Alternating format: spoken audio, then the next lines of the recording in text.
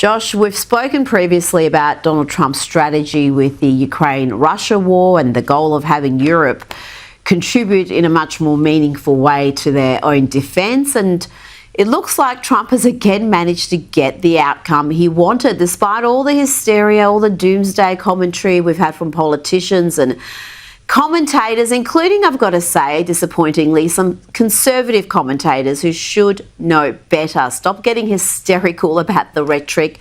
Look at the bigger picture, look at the strategy, look at the outcomes. Let's hear now from the head of the European Commission, Ursula von der Leyen. Europe is ready to assume its responsibilities.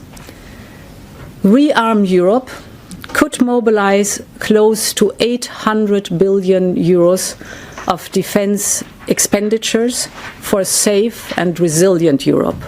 Josh, did the president get his way again?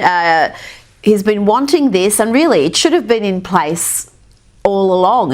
Europe shouldn't be depending on America to defend it from Russia or any other aggressive force.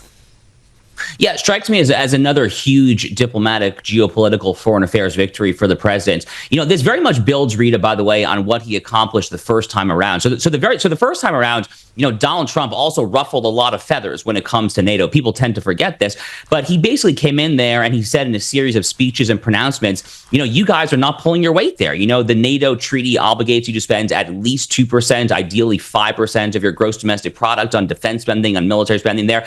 And if you look back over his first term from 2017 to 2021, the total number of European countries that actually met that bare minimum 2% threshold roughly doubled. It was an astronomical increase there. So he's done this before, and he's doing it yet again there. But look, Donald Trump is a nationalist, okay? He believes in strong, sovereign, independent nation states there. What that means is that the United States is going to best partner with Europe when Europe can actually take care of itself, when Europe can actually take care of its own backyard. This notion that the U.S.-European alliance thrives when Europe is basically a glorified satrapy, when they're basically a province of the global American empire there. That's not a recipe for long-term United States European stability. Frankly, it's not a recipe for long-term stability when it comes to the United States and any other country around the world that we've been allied with in the past there. So this is the Donald Trump foreign policy doctrine. It worked like a charm, frankly, the first time around, and it's off to a heck of a start this time around as well. I frankly think, Rita, it's only going to get better from here, if I had to guess.